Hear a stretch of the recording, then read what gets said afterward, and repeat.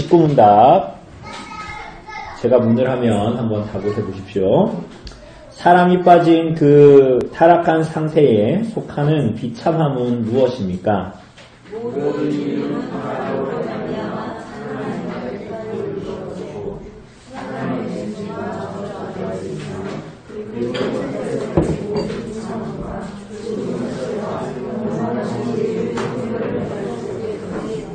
네.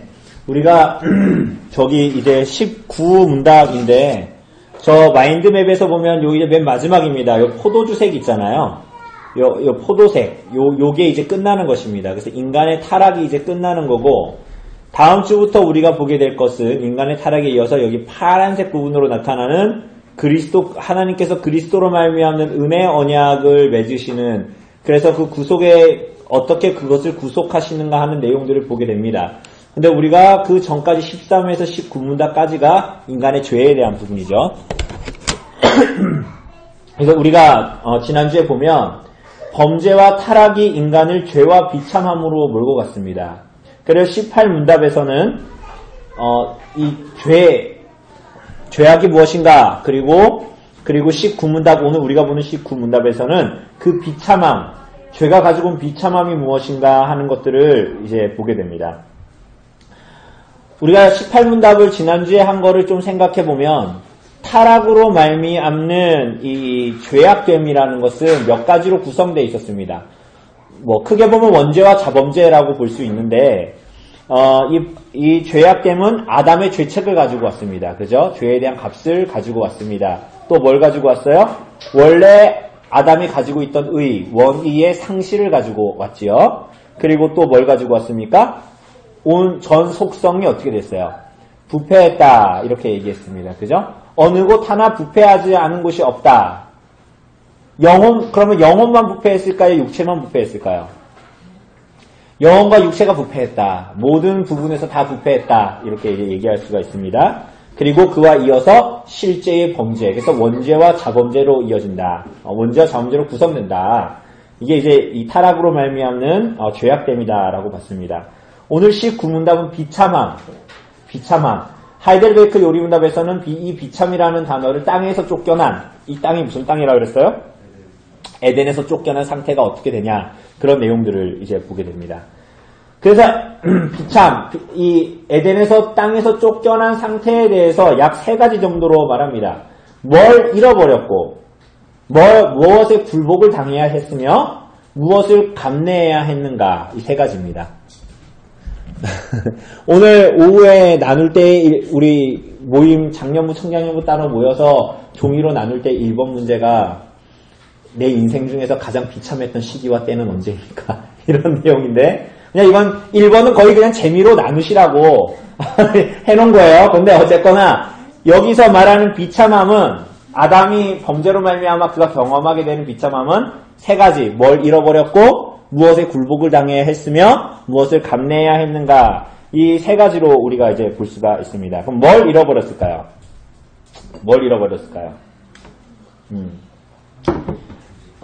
창세기에 보면 금지된 열매를 먹은 선악을 알게 하는 나무의 열매 하나님께서 금지한 열매를 먹은 아담과 하와에게 첫 번째로 나타난 증상이 있습니다. 그게 뭘까요?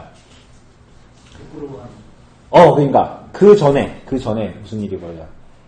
사과가 아니죠. 선악과를 먹어서 배가 불렀을까요? 먹었는데 어떻게 됐다 그래요? 네, 먹음직스러웠죠. 그게 지혜롭게 할 만큼 탐스럽게 보이기도 했습니다. 근데 그걸 먹었어요. 그러자 어떻게 돼요? 그들의 눈이 밝아졌다. 이렇게 표현해요. 눈이 밝아져요. 눈이 밝아졌는데 이전에는 아무런 문제가 되지 않았던 것들에 대해서 열등감과 부끄러움과 분노를 경험하게 됩니다. 그래서 이 아담과 하와를 하나님께서 만드셨을 때 옷을 입고 있었어요? 벗고 있었을까요? 벗고 있었을까요? 입고 있었을까요? 별로 패셔너블하지 않았나? 근데 이 사람들은 이 아담과 하와는 벗은 상태에 대해서 아무런 문제를 몰랐어요. 그러니까 그게 문제라고 여겨지지도 않았고 왜냐하면 악이 없었으니까. 그래서 인류 최초의 결혼에는 웨딩드레스가 없었죠. 벌거벗었으나 부끄러움이 없는 경의, 아름다움, 다르게 얘기하면 그 경의 안에 있는 순수함, 거기서 나타나는 아름다움, 완전한 연합, 얘기만 들어도 너무 좋죠. 완전한 연합, 그리고 거기 안에서 있는 완전한 기쁨과 만족이 있었습니다. 태초의 결혼, 아담과 하와에게. 그런데 이들이 죄로 말미암아 타락하게 되자 어떻게 돼요? 그들의 순수함은 부끄러움으로 대체됩니다. 그래서 그 죄는 순수함마저 파괴시켰고 부부간에 나눌 수 있는 성마저도 하나님의 선물입니까? 아닙니까? 성은 수치스러운 겁니까? 갑자기 구성애가 된 것 같은데. 하나님의 거룩한 선물입니다. 그런데 그 거룩한 선물마저도 더 이상 그것을 받아들이지 못하고 수치심으로 더럽혀지게 됩니다.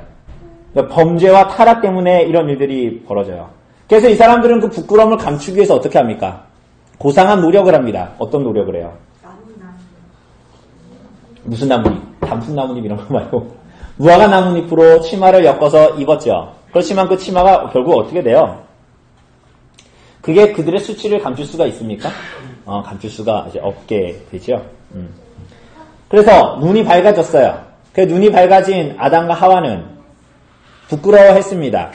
그런데 서로를 향해서 부끄러워한 것만이 아니라 누구를 향해서? 하나님을 두려워하게 됐습니다. 그래서 하나님이 동산에 거니시는 소리를 들었을 때 어떻게 합니까? 그렇죠. 하나님을 반갑게 맞이한 것이 아니라 숨었어요. 이게 굉장히 이상한 거죠.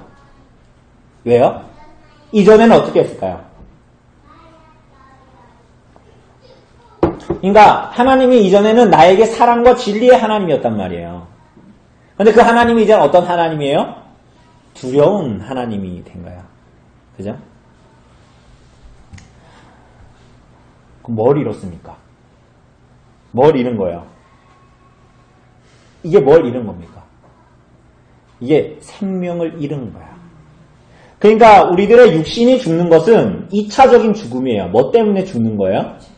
그러니까 근원적으로는 죄 때문인데 근원적으로는 하나님과 우리의 관계가 파괴됐기 때문에 나타나게 되는 결론이 뭐예요? 육체적인 죽음이에요. 그러니까 너가 정령 이걸 먹으면 죽으리라고 말씀하셨잖아요. 그죠? 그런데 그 죽음의 1차적인 이 목적지는 어디냐면 하나님과 우리와의 관계가 완전히 끊어져 버리는 거예요. 이게 생명을 잃는 거예요. 생명적 관계를 잃는 거예요. 그래서 인간에게 최고의 상실은 뭡니까? 하나님과의 관계를 잃어버린 게 최고의 상실이 되는 거야. 그리고 그것 때문에 나타나는 일이 뭐예요? 하나님과의 생명적인 교제가 끊어짐으로 말미암아서 무슨 죽음이 오는 거야? 우리들의 육체적인 죽음이 따라오는 결과일 뿐입니다. 그래서 하나님과의 감미로운 교제와 그 안에서의 만족과 하나님의 자비로운 인재와 은혜 이런 모든 좋은 것들이 다 박탈당합니다. 그래서 에베소서 2장 12절을 보면 우리 한번 같이 읽어볼까요? 에베소서 신약성경 갈라디아서 뒤에 있는 에베소서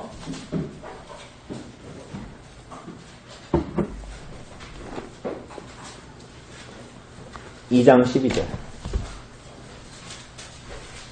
에베소서 2장 12절 보면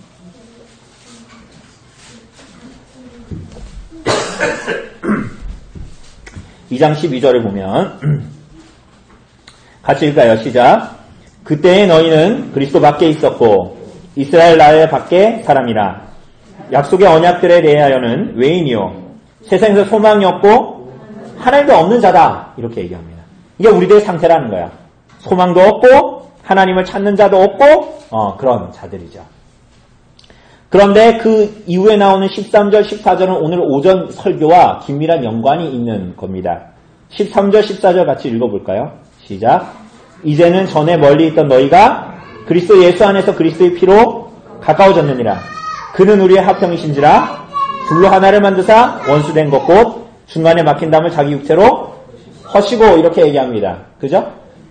예수께서 어떻게 하셨다고요? 우리의 화평이셔서 둘로 하나를 만드사 원수된 것 중간에 막힌 담을 자기 육체로 허셨다. 그죠?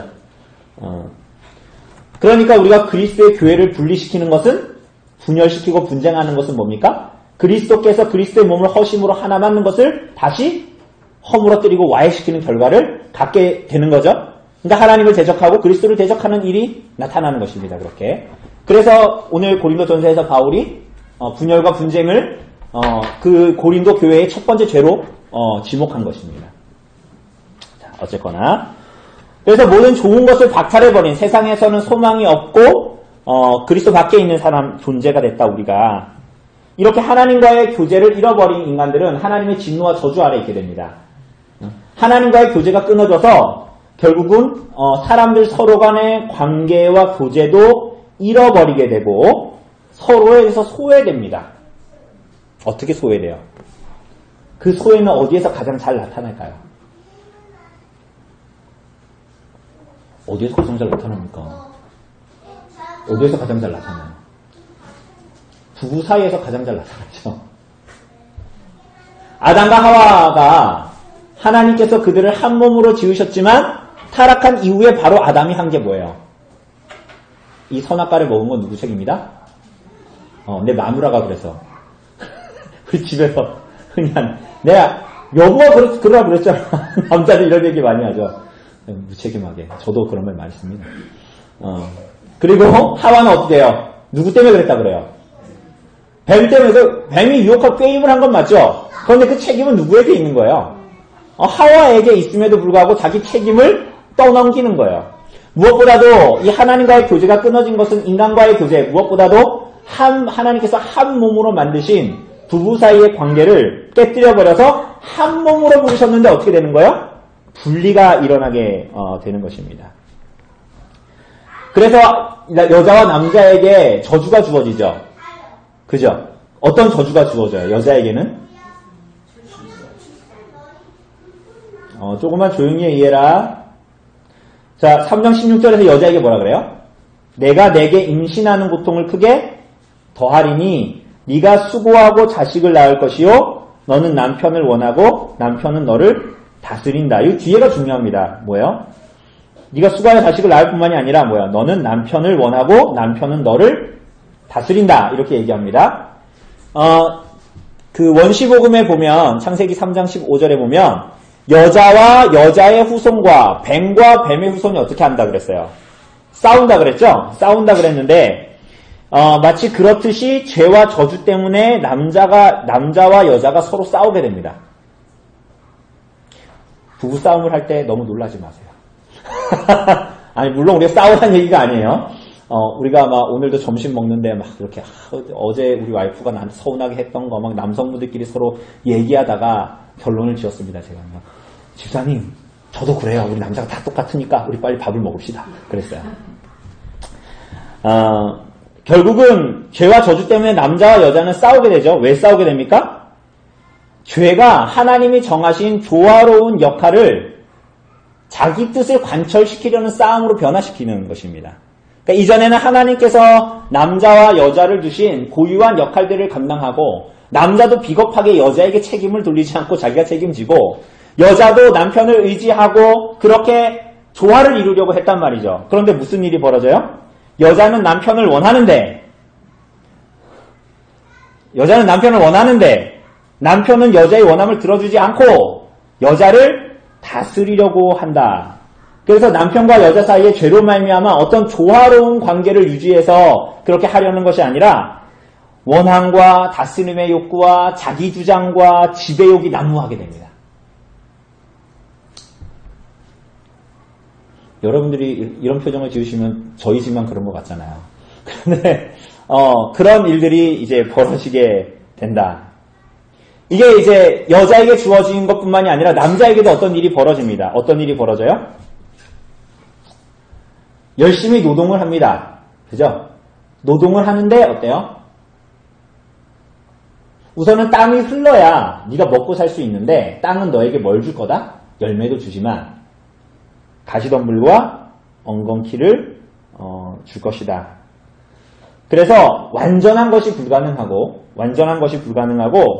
어떤 일을 되게 열심히 했어요. 그래가지고 내가 생계를 유지할 수 있어서 노동을 했어. 그런데 그게 완전하지가 않아요. 언제나 그로 말미암는 부작용과 부산물이 따라옵니다. 내가 정말 열심히 일했는데 과로로 쓰러져. 내가 정말 열심히 땀 흘려 일했는데 몸이 망가져. 이런 일들이 발생하게 됩니다. 그래서 우선은 인간의 노동이 그것 자체를 기쁨이 아니라 생계를 위한 고난이 됩니다. 생계를, 그야말로 이 노동이 하나님께서 주신 소명자로서 이걸 열심히 해서 하나님의 영광을 드러내야지 이렇게 되는 게 아니라 정말 생계를 위한 고난으로서 일을 하게 됩니다. 그런데 이게 다 뭐로 말미암은 거라고요? 범죄와 타락 때문에. 우리가 그것을 먹고 마시는데 그게 아무렇지도 않게 여겨지는 거예요. 그걸 하도 그냥 아무렇지도 않게 먹고 마시고 살아가고 있으니까. 그래서 아담과 하와가 무엇을 그러면 감내해야 했습니까? 라고 했을 때 이 생에서의 모든 비참, 여러분들 지금 이 생을 살고 있잖아요. 이 땅에서의 모든 비참함, 그리고 이 생에서 마지막으로 겪는 비참함이 뭘까요? 죽는 거예요. 죽는 거.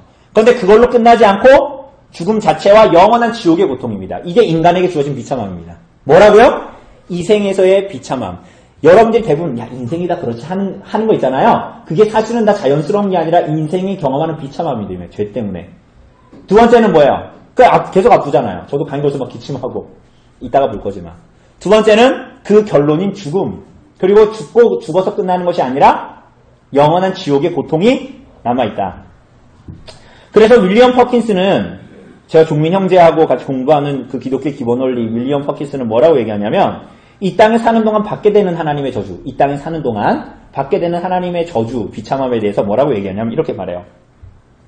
육신의 질병과 고통과 아픔들, 영혼의 어둠과 심령의 강팍함, 양심의 두려움, 재산의 손실, 불명예의 수치 등이 있습니다. 그리고 어둠의 권세자인 사탄의 종이 되는 것입니다.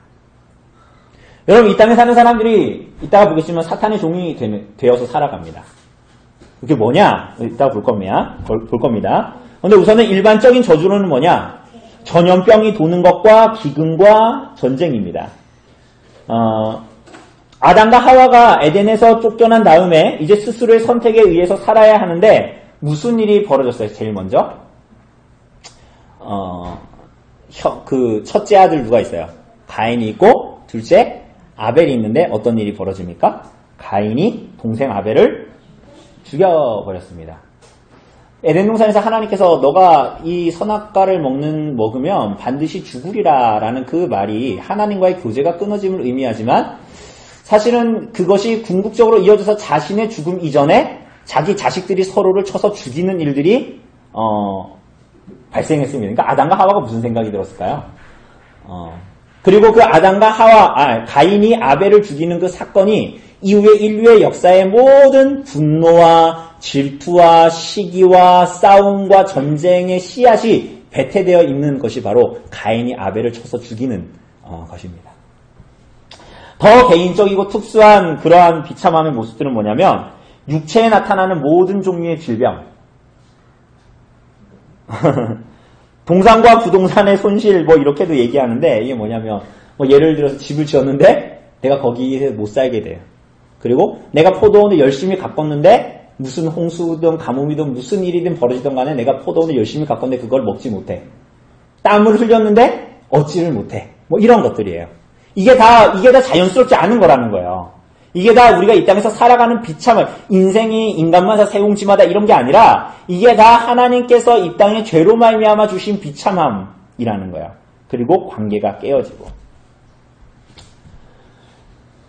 가인이 아벨을 죽이고 나서 이제 쫓겨나서 이제 가는데 자신만의 이제 도시와 왕국을 짓기 위해서 가죠. 그러면서 무슨 일이 벌어져요? 창세기에 보면 여러분 기억나세요? 가인의 후손들이 뭐 했는지. 문명을 발달시켜요. 문명이 좋아요, 나빠요? 좋잖아요. 이 사람들이 문명을 발달시켜요. 막 기구도 발달시키고요. 막 음악도 막 악기도 다루고 막 그럽니다. 그래서 가축을 치는 거, 가축을 어떻게 쳐야지 이게 잘 칠 수 있는가 막 이런 거.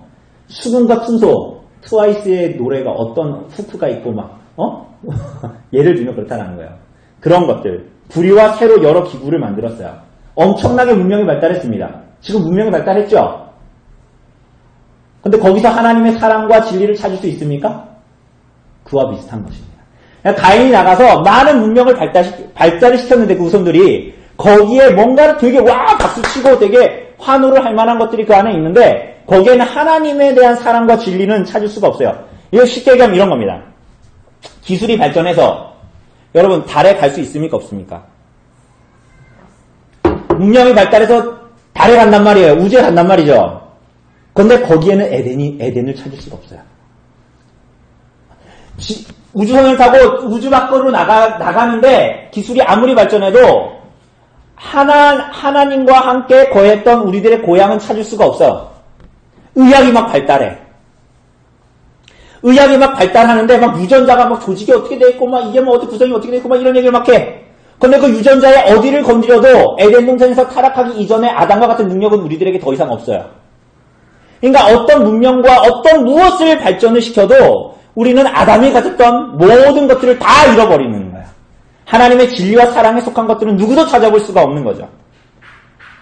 발전을 시켰는데 사람들은 그걸로 뭘 해요? 서로 손을 잡고 서로 사랑하려고 하는 것이 아니라 자기 배를 배부르게 하려고 하고 화학과 화평으로 나아가지 않고 그것을 이용해서 더 뭐예요? 칼을 이전보다 더 날카롭게 만들면 그걸로 어떤 일을 하기엔 용이하겠지만 그걸로 사람들을 더 잔인하게 죽이죠. 사람들을 더 억압하고 더 잔인한 폭력을 휘두릅니다. 그죠? 그러니까 이것들이 인간을 굉장히 좋게 한다고 생각했는데 이것들이 인간에게 있는 타락으로 말미암는 여러 가지 것들을 가름할 수 없는, 그래서 아무리 몸부림쳐도 이 땅에는 천국이 없는 사망과 죽음밖에 없다라는 것을 이 땅의 모든 인생들이 경험하는 거야. 근데 그걸 자꾸만 잊어버리려고 다른 걸로 자꾸 가름하려고 그러는 거야. 내가 아픈데 이거 치료를 안 하고 자꾸만 진통제만 줘가지고 괜찮다 하고 싶은 거죠. 여러분 스마트폰 다 갖고 계시죠? 우리 김영희 집사님 스마트폰 바꿨어요. 구경하세요. 깨져가지고 바꾸셨는데 막 SNS 막 페이스북 이런 거 안 하시지만 뭐 유튜브 이런 거는 보시잖아요. 유튜브에 너무 이상한 거 많이 나오니까 유튜브 너무 많이 보지 마시고 설교만 들으세요. 그런데 그렇게 막 서로 막 긴밀한 연관을 주고받으면서 막 이렇게 할 수 있을 것 같은데 사람들이 지하철에 가면 다 뭐 하고 있어요? 우리 지하철 안 타서 잘 모르겠죠. 다 이러고 있잖아요. 근데 뭐예요? SNS가 발달하고 스마트폰이 발달하는 사람들은 소외되죠. 이상한 일 아닙니까? 그래서 헨리 데이비드 소로라는 이 자연주의 학자일 겁니다. 근데 이 사람이 뭐라 그러냐면 이런 말을 해요. 들어보세요.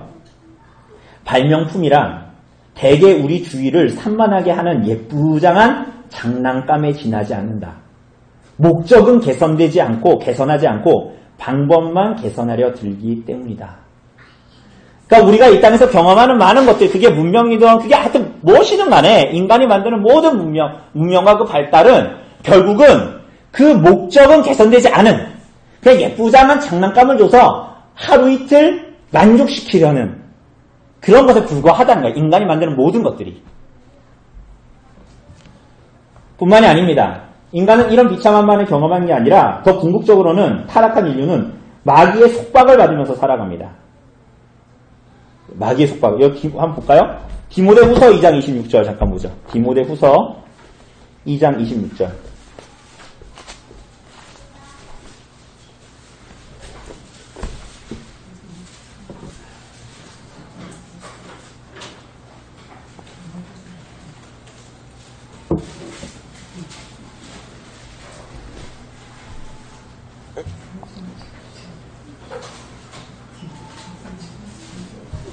자, 뭐라고 합니까? 26절, 디모데후서 2장 26절에 보면 같이 읽어보죠. 시작. 그들로 깨어 마귀의 올무에서 벗어나 하나님께 사로잡히마 되어 그 뜻을 따르게 하실까? 합니다. 이거 주의 종에 대해서 얘기하는 건데 우선은 이 사람들이 깨어서 원래 이들의 상태가 마귀의 올무에 사로잡혀 있는 상태다. 마귀의 속박을 받으며 살고 있다라는 거예요. 이 세상 사람들이. 어떻게 그렇습니까? 어떻게? 마음의 맹목적인 분별력, 그리고 그 마음이 사악한 감정의 지배를 받고, 마음은 완악해지고, 양심은 마비되고, 무감각해집니다. 로마서가 나오는 대로 이 세상이 하는 것처럼 서로를 향해서 부끄러운 일, 남자가 남자와 더불어 부끄러운 일을 행해도 거기에 대한 양심은 마비되어 있기 때문에 무감각합니다. 뿐만이 아니라 우리 종호 형제 왔지 않습니까? 종호 형제 왔는데 요즘에는 신천지들이 교회 다니던 사람이 아니라 교회 안 다니던 사람을 그렇게 해요. 이 친구도 교회 한 번도 안 가본 친구인데 이 친구를 신천지로 이제 꼬드긴 거거든요. 어떻게 꼬드겼냐면은 왜 전에 얘기했다시피 이렇게 학교에서 글쓰기 클럽 같은 데가 있어가지고 갔는데 가서 공부하다가 보니까 야, 넌 성격을 좀 개조해야 되겠다. 근데 성격 개조에는 성경 공부가 딱이야. 그래서 성경 공부를 하게 된 거거든요. 근데 그게 신천지였던 거예요. 그런데 이 세상에 있는 사람들이 미혹에 사로잡혀서 이단에 빠지는 모든 사람들이 그렇지만 저주받을 거짓말을 믿게 됩니다. 우리 가끔 그런 얘기 하잖아요. 야, 어떻게 저런 걸 믿냐. 물론 그 형제도 그런 얘기를 하더라고요. 이만희가 성령 하나님이라고 그래서 믿지 않았다고. 그런데 그 이전의 과정을 겪은 거거든요. 결국은 이단의 모든 교리들은 교주를 하나님 만드는 교리입니다. 이만희를 하나님으로 믿게 하기 위해서 그 이전의 교리와 성경 공부들을 하는 거거든요. 그런데 이 타락한 인류는 마귀의 속박을 받을 때 하나님께 속한 진리가 아니라 미혹받을 만한 저주받을 거짓말, 에덴 동산에서의 이 뱀의 거짓말과 같은 사탄의 거짓말과 같은 거짓말을 믿게 됩니다. 그게 이단의 교리죠. 거짓 교리, 거짓 복음이죠. 데살로니가 후서 2장 11절 볼까요? 데살로니가 후서 2장 335쪽 신약성경.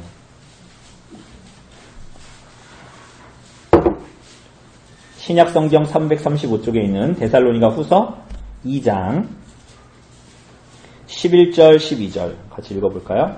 자, 시작. 이러므로 하나님이 미혹의 역사를 그들에게 보내사 거짓 것을 믿게 하심은 진리를 믿지 않고 불의를 좋아하는 모든 자들로 하여금 심판을 받게 하려 하십니다. 그러니까 사람들의 타락한 인류의 마음이 하나님의 말씀보다 사탄의 말에 더 미혹되고 끌리게 된다. 여러분 이단 공부하러 가잖아요. 이단 공부하러 가면 저는 이제 이단 공부를 해봤으니까 이단 공부를 하면 인과관계가 너무 명확해요. 우리가 이런 거 있잖아요. 여러분 삼위일체 하나님을 아십니까?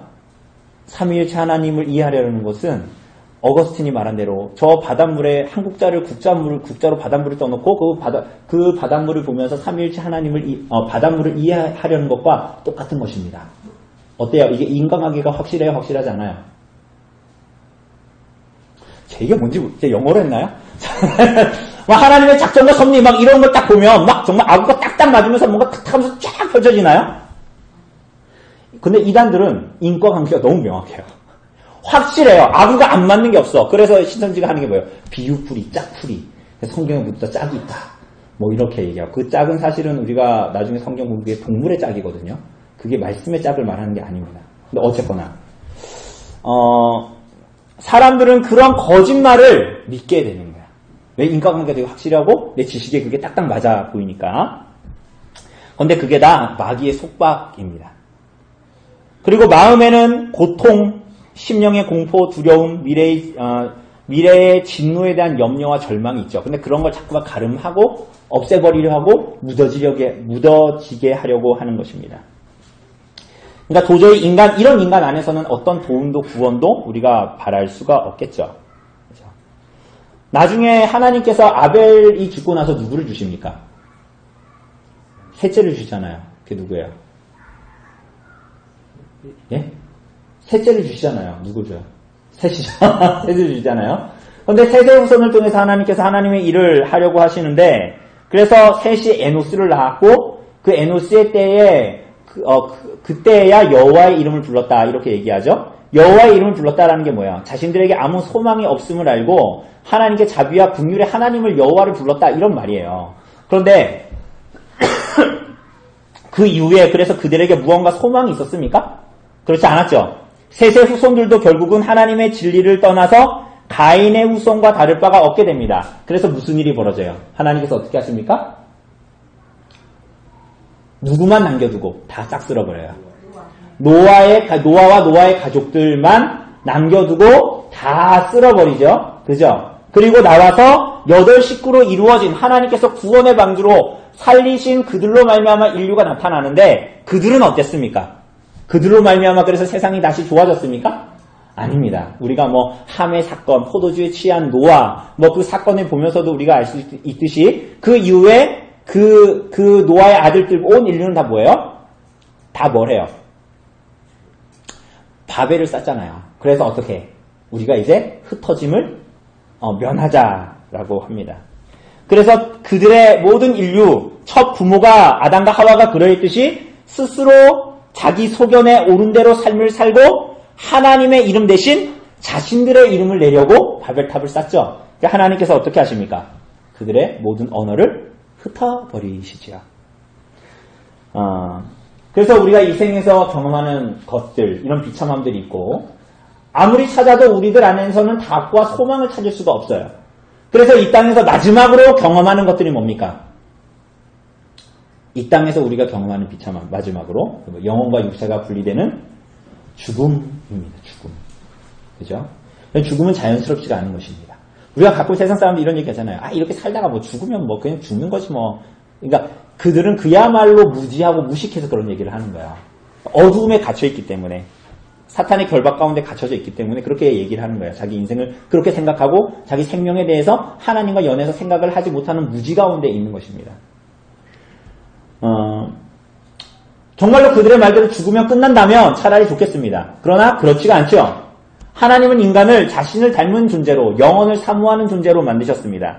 그래서 죽음 이후에도 하나님의 저주는 이상이 이 생에서의 비참함과 그리고 이 땅에서의 죽음으로 그 비참함에 이 땅에서 맞이하게 되는 그 정점과 그리고 죽음 이후에도 하나님의 저주로 말미암은 비참은 이어지죠. 어떻게 이어집니까? 영원한 지옥의 형벌입니다. 그래서 윌리엄 퍼킨스가 죽음 이후에 임하는 하나님의 저주에 대해서 이렇게 말해요. 지옥불에 떨어지는 영원한 정죄다. 죄를 범한 모든 영혼은 그곳에서 교수형에 처해지는 듯한, 때로는 물에 빠져 죽는 듯한, 그리고 맹수에게 잡혀 먹히는 듯한 두려움을 느끼게 된다.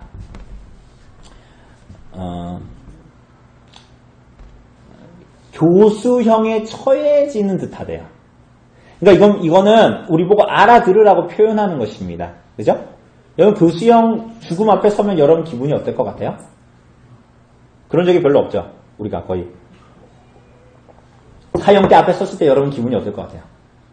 물에 빠져서 죽을 뻔한 적 있으십니까? 없죠, 별로. 있어요? 그때 기분이 어때요? 죽나 했지.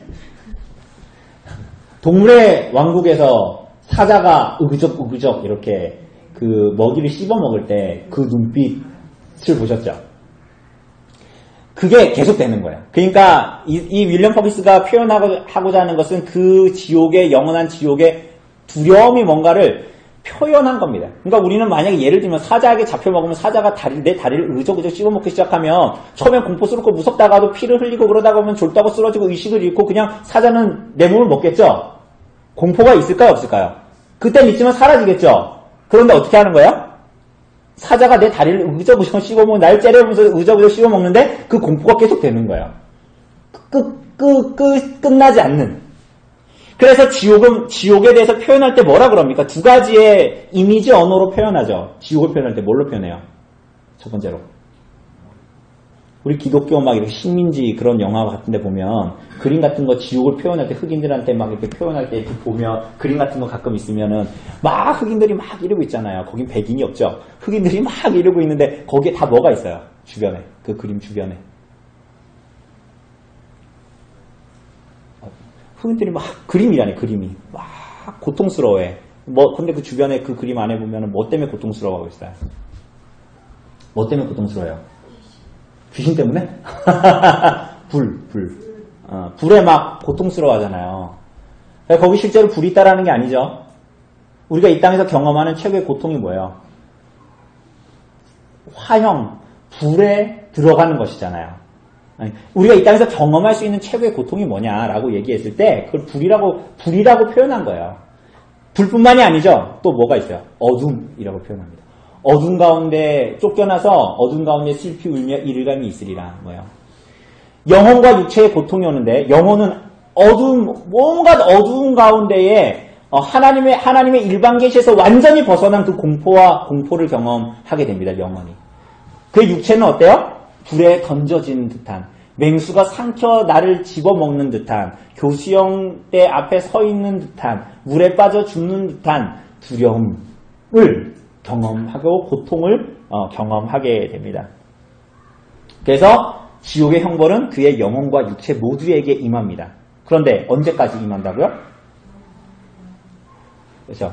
복역의 시간이 끝나는 게 아니라 영원하다라는 거예요. 영원히 지속된다. 하나님의 일반 계시에서 완전히 끊어집니다.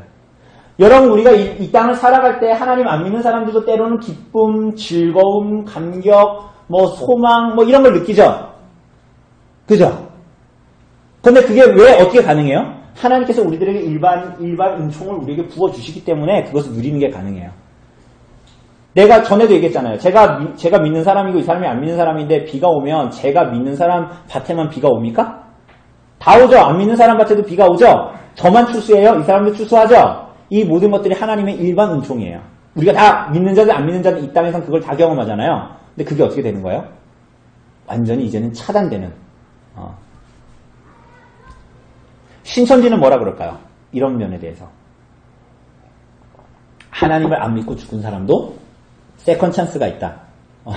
되게 좋죠? 죽고 나서 연옥이 아니야. 이건 카톨릭의 연옥도 아니고요. 예를 들면 이순신, 오늘 문제 나오겠지만 이순신 이런 사람도 두 번째 찬스가 있다. 두 번째 기회가 있다. 이런 식으로 얘기합니다. 이런 얘기하면 세상 사람들 듣기 좋아할까요? 싫어할까요? 좋아하죠. 두 번째 찬스가 있다 그러니까. 그러니까 이 사람들은 최고의 포기의 방법이 최대한 많은 사람들을 끌어들이기 위해서 그렇게 하는 겁니다. 자, 그래서 성경은 이렇게 죽음으로 끝이 아니라 죽음 이후에 영원한 심판과 영원한 지옥의 고통이 기다린다 라고 말합니다. 여러분, 그러니까 빠져나갈 구멍이 있어요, 없어요? 이 땅에 존재하는 모든 사람들이 빠져나갈 구멍도 없고 희망도 없습니다.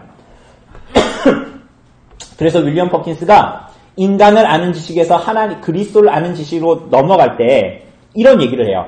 인간을 아는 지식에서 인간의 모든 죄악과 비참함에 대해서 쭉 설명을 하고 그리고 나서 그리스도에 대한 지식으로 넘어가거든요. 그런데 첫 번째 질문에서 이렇게 물어봅니다. 죄의 보상이 정죄라면 모든 피조물 중에서 사람이 가장 불쌍한 존재일 것입니다. 이해되십니까? 죄의 보상이 정죄라면 모든 피조물 중에서 사람이 가장 불쌍한 존재일 거라는 거예요. 왜냐하면 개나 두꺼비는 죽으면 모든 게 끝나지만 사람은 죽으면 고통이 시작되기 때문입니다. 그렇지 않습니까? 이렇게 물어봐요. 그러니까 이 땅에서 비참함을 경험하고 죽고 끝나는 게 아니라 그 영원한 고통이 기다리고 있다면 차라리 저기 밖에 있는 평이가 나보다 신세가 훨씬 낫지 않겠냐? 이렇게 얘기하죠. 그런데 이럴 때 이렇게 답합니다. 만약 구원받을 수 있는 방법이 없다면 정말로 그럴 수밖에 없을 것입니다. 그러나 하나님께서 자비를 베푸셔서 인류에게 구세주를 보내주셨습니다. 이렇게 얘기합니다. 그러면서 뭐가 시작되는 거예요? 저기 소요리입니다. 이 신문에 우리를 구속하기 위해서 오신 그리스도에 대해서 말하는 것입니다. 그래서 여기 여러분과 저와 같은 인생, 지난주에 우리가 오후에 본 대로 별 수 없는 인생들에게 서광이 비치기 시작합니다. 차라리 개돼지로 태어난 게 낫지 괜히 인간으로 태어나가지고 영원한 고통 가운데 살 수밖에 없네? 라는 아무런 소망도 없고 아무런 희망도 없는 빠져나갈 구멍도 없는 별 수 없는 인간들에게 서광이 비추기 시작합니다. 바로 구세주 메시아를 하나님께서 보내셨기 때문이죠. 여기까지가 이제 19문답에 대한 인류의 타락에 대한 그러한 내용들입니다.